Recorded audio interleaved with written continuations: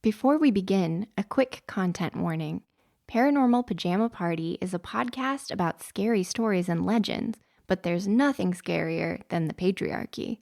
When discussing tales in which women are often the villains, we'll have to unpack some stories in which women are the victims. This episode mentions sexual harassment and violence against women. Please be advised.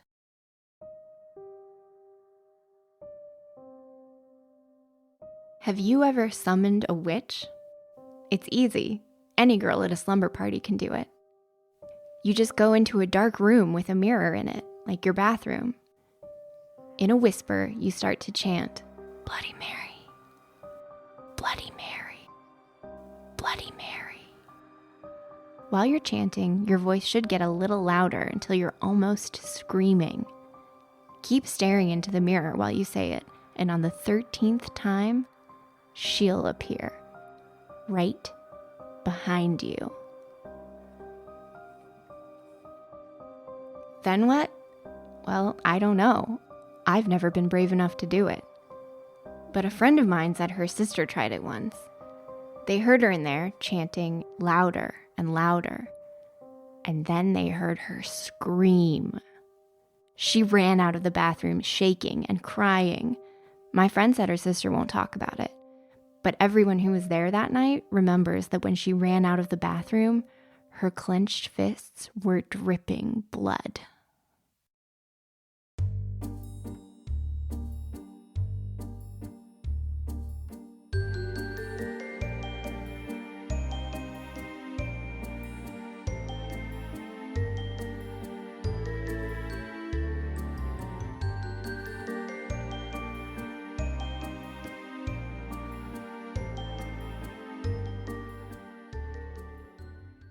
Hi, I'm Steph, and this is Paranormal Pajama Party, the podcast that brings you classic ghost stories and legends featuring female phantoms and femme fatales.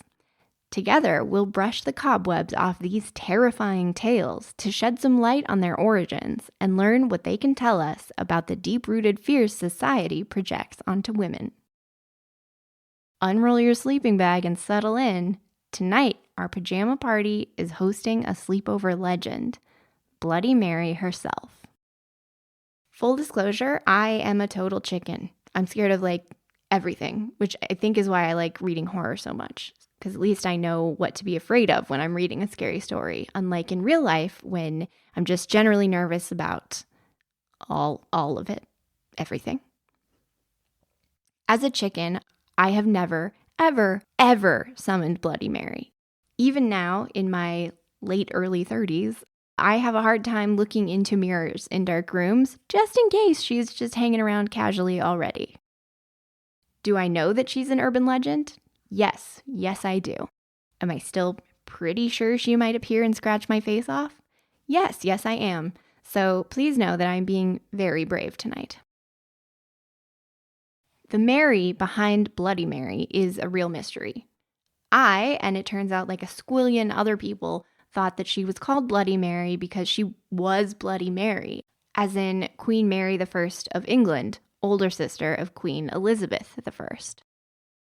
Mary was King Henry VIII's oldest daughter from his first marriage. He was mad at her mother, Catherine of Aragon, for not being able to produce a male heir. Plus, he had a little thing going on the side with Anne Boleyn, so he tried to divorce her. Catherine, I mean. The only problem is that they were extremely Catholic, and that did not fly in the Pope's eyes.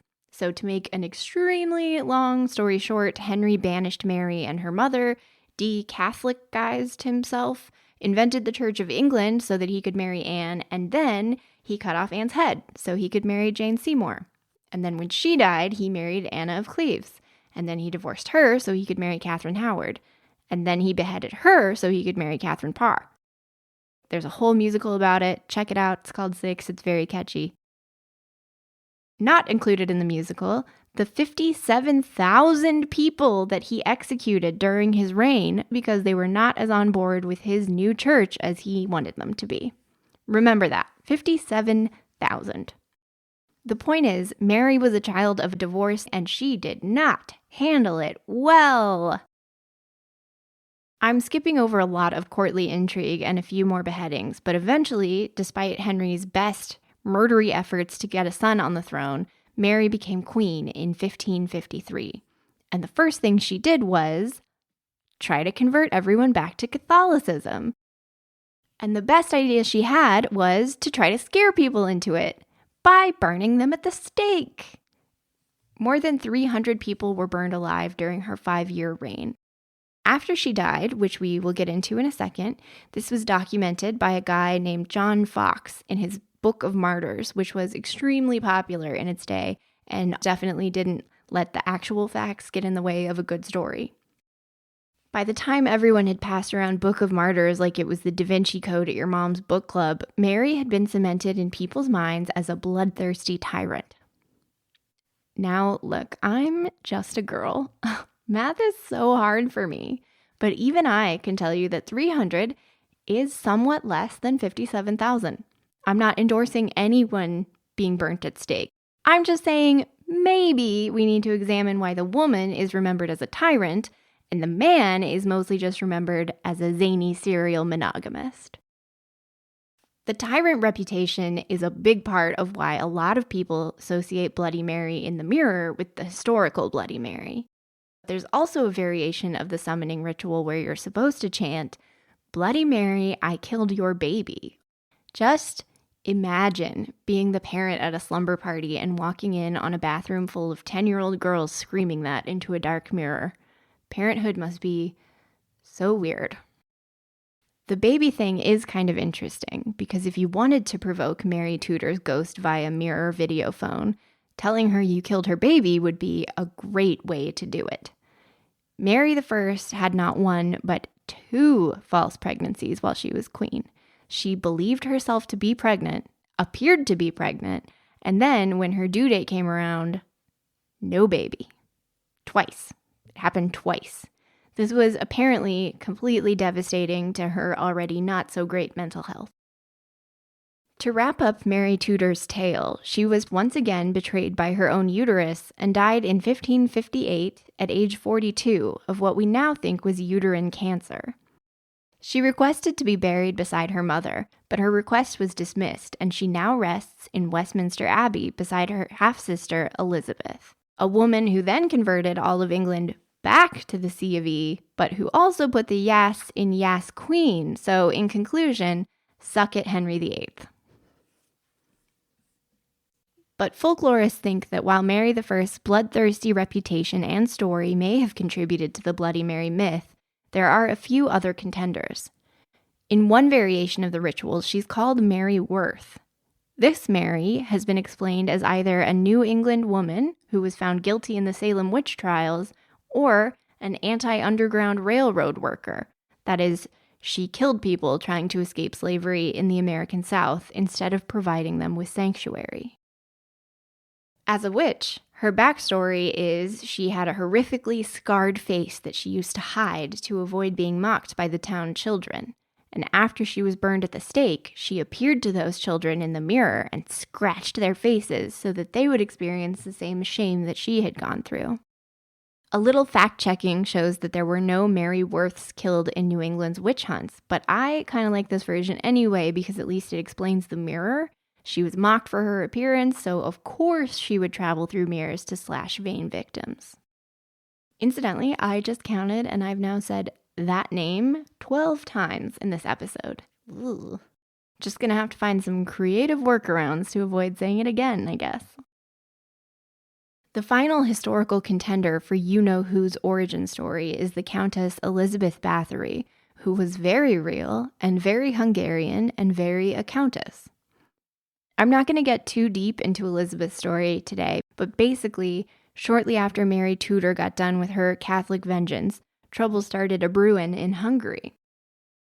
Girls and young women were disappearing in a big way, and Elizabeth Báthory was acting extremely shady. She was eventually charged with the murder and torture of at least 80 people, although one witness said she kept a diary of all her victims, and there were nearly 700 names in there. Again, I'm not justifying or endorsing this. I'm just saying that 80 and even 700 are much smaller numbers than 57,000. Henry. What makes her such a good candidate for our mirror witch is that A, her victims were girls and young women, exactly the type of person most likely to be playing the game at a slumber party, and B, she was supposedly very, very vain. She allegedly killed young people to bathe in their blood, which would grant her their youthful essences. Of note, Elizabeth was a widow, and her late husband was bankrolling the king for a really long time. One really good way to get out of your debts? Accuse the lady you owe money to of torturing and murdering 80 to 700 girls. The podcast Noble Blood has a really good episode on Elizabeth Báthory if you want a deeper dive into the Countess's bathtub full of blood. Gross. But really, there's no specific inspiration for old BM. Nope, that's not a good nickname. She may just be an amalgamation of the bad girls we just talked about. So next, I think we have to look at what's going on with the game. Where did it come from? And why are Mary's would-be victims usually preteen girls? A few academics have taken a look at this myth over the years. In 1998, folklorist Alan Dundes analyzed the legend from a Freudian point of view and posited that the reason the tweens are so susceptible to the game is that they're afraid of their own periods. Lots of cultures have rituals for those of us leaving girlhood and entering womanhood, and Alan felt like this game was exactly that kind of ritual. I read his article. I sort of see what he's saying. I guess it sort of makes sense. Girls in a bathroom looking at their puberty-drenched little faces in the mirror and thinking about all of society's expectations of their bodies, and suddenly there's blood and a whole lot of feelings. Et voila! Periods. Cue the screaming. Look, I will be the first to admit that my period often does make me want to scream, and it has, actually, usually in pain and or rage. But this game isn't like a bat mitzvah or a quinceañera, and it's definitely not like we left for sleepovers at our friends' houses and came back the next morning having faced our fears and grown in our femininity, and our moms were like, she's a woman now.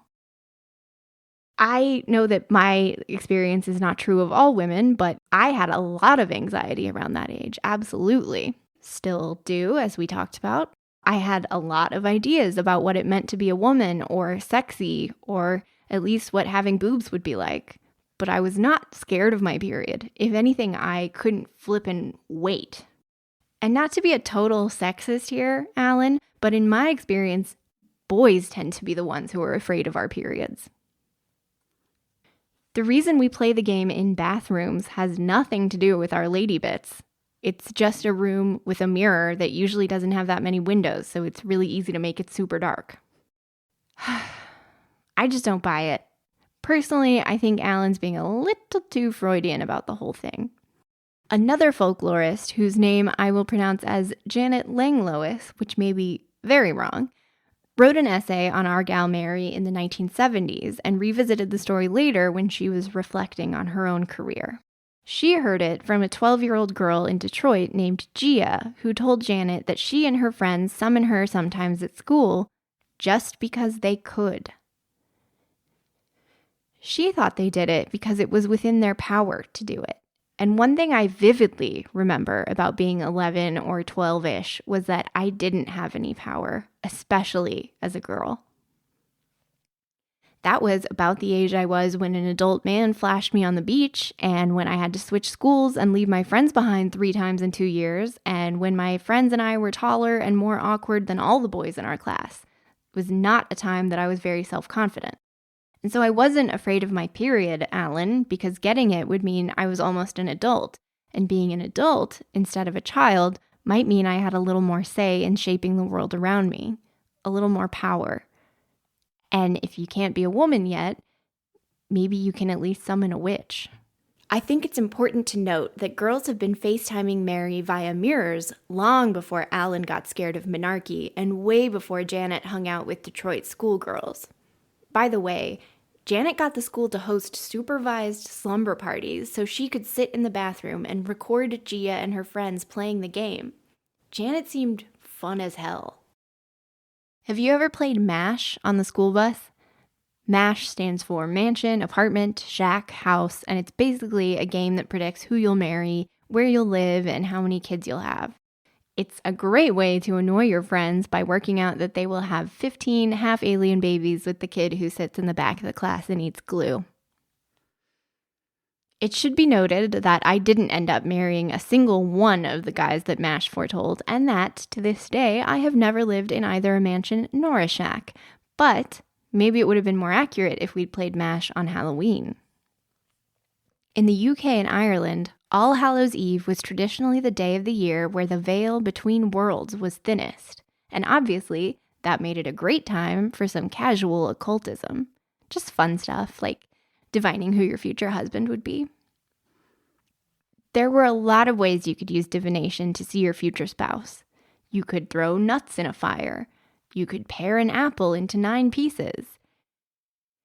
You could walk backwards up some stairs while holding a hand mirror and a lit candle and chant a certain someone's name into the mirror until the face of your hubby-to-be appeared. That or a skull or the Grim Reaper. And if you saw those, it meant that you were going to die before marriage. Possibly by falling backwards up the stairs while carrying an open flame. Before the first wave of feminism, and to be honest, even now, girls and young women were taught that their entire worth was first in their physical beauty, second in their beauty's ability to land a husband, and finally in their ability to bear that husband's children to carry on his name. Women had zero power or agency, and that's how the system was designed. So I can see how there's magic in the idea that if you perform a ritual just right, using a mirror, the tool you've been given to make sure that you are a valuable beauty, you can foresee the man you're supposed to be with and cede control to for the rest of your life. Besides being a pretty fun game, it gives you a little power over the inevitable next step in your life. And the added horror of possibly seeing your own death foretold makes it all the more appealing. When else are you allowed to take risks? And I can definitely see how, if you're a younger sister, watching your cool older sister and her friends walk backwards up the stairs, chanting 13 times into a mirror to try to lift the veil to the other side, it would be very, very cool. You'd totally tell all your friends about it at your next sleepover. And that's how the legend of Bloody Mary lives on. Oh God. Oh no. I've said it 13 times. I'm just kidding. It's just a story. Probably.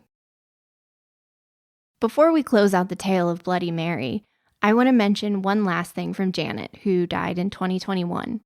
She hunted down a number of urban legends during her career and even published some work on the movie Candyman, another mirror-traveling monster. When reflecting on her body of work, Janet wrote something I love and that speaks to, and please pardon the pun, the spirit of what we're talking about at our paranormal pajama parties. I've told students that legends seem to blossom in the cracks of social systems, she wrote, highlighting the problems and the pain. It's almost time for lights out at the Paranormal Pajama Party. To learn more about Bloody Mary and the women who may have inspired her, check out the sources linked in the show notes. Follow Paranormal PJ Party on Instagram to see visuals from today's episodes. Or you can just go into the nearest darkened room with a mirror and chant Bloody Mary 13 times. I'm sure what you see in there will be better than any old reel I could make. I'll see you next week for more spine-tingling tales and critical discussion. Unless Mary finds you first. If she doesn't, and if you enjoyed this episode, please leave Paranormal Pajama Party a rating and review on your favorite podcast app. Don't forget, ghosts have stories, women have voices. Dare to listen.